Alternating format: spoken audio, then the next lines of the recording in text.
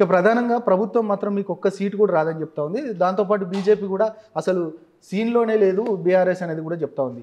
మీ అంచనా ఎన్ని సీట్లు వస్తాయి బీఆర్ఎస్ కంటే మీరు ఏం చెప్తారు? అసలు సైజబుల్ నెంబర్ వస్తుందని నేను అనుకుంటా ఉన్నాను. ఎందుకు నేను చెప్పా కదా రెండు మూడు విషయాలు. ఒకటి, కేసీఆర్ గారిని కోల్పోయినాం కదా అన్నటువంటి ఒక భావన తెలంగాణ సమాజం అంతా కూడా స్పష్టంగా కనబడుతుంది.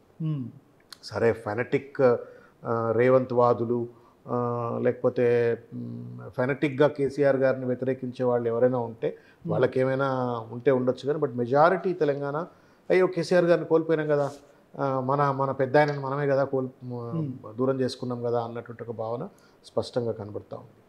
రెండవది ఏంటి అంటే 60 ఏళ్ల కళను సాకారం చేసినటువంటి ఒక మహానుభావుడు కేసీఆర్ గారు.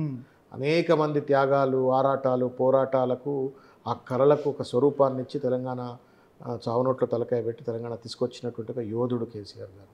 తెచ్చుకున్న తెలంగాణను ఒక బాధ్యత కలిగిన ముఖ్యమంత్రిగానే పనిచేసినాడు. మనం 60,000 కోట్లు ఉన్నటువంటి ఒక తెలంగాణను 3,50,000 కోట్ల బడ్జెట్కు తీర్చిదిద్దిన, 1,15,000 కోట్ల పర్ క్యాపిటల్ ఇన్కమ్ ఉన్నటువంటి ఒక తెలంగాణను 3 లక్షల పైచిలకు పర్ క్యాపిటల్ ఇన్కమ్కు పెంచిన, దేశంలోనే అత్యున్నతమైనటువంటి ఒక ప్యాడీ ప్రొడక్షన్ రాష్ట్రంగా తీర్చిదిద్దిన, తర్వాత 5 లక్షలు 2 లక్షలు 3 లక్షలు ఉన్నటువంటి ఒక భూముల విలువ ప్రతి రైతు కరోడ్పతి అయిపోయాడు. కేసీఆర్ గారు హీ మేడ్ ఎవ్రీబడి వెల్దీ.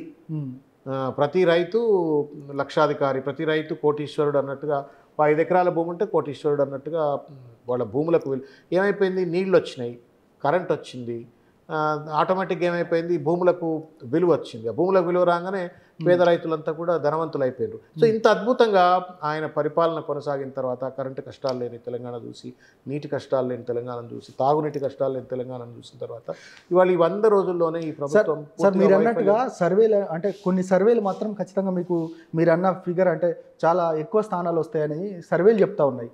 కానీ ఓట్లు పెరుగుతాయి కానీ సీట్లు వచ్చే పరిస్థితి ఉందంటారా? సీట్లు ఖచ్చితంగా పెరుగుతాయా? సీట్లు ఎందుకు పెరగవు? ఓట్లు మాత్రం పెరుగుతా ఉన్నాయి, సీట్లు మాత్రం అక్కడ సిచ్యువేషన్ ఏంటంటే నేను I cannot get in to too much of data analytics. ఓట్లు పెరిగి సీట్లు తగ్గుతాయి అనేది అంటే సీట్లు పెరిగే పరిస్థితి ఉందంటారా? ఒక పరిధి తప్పనిసరిగా సైజబుల్ సీట్లు గెలుస్తాము. రెస్పెక్టబుల్గా BRS party will win majority seats in Telangana.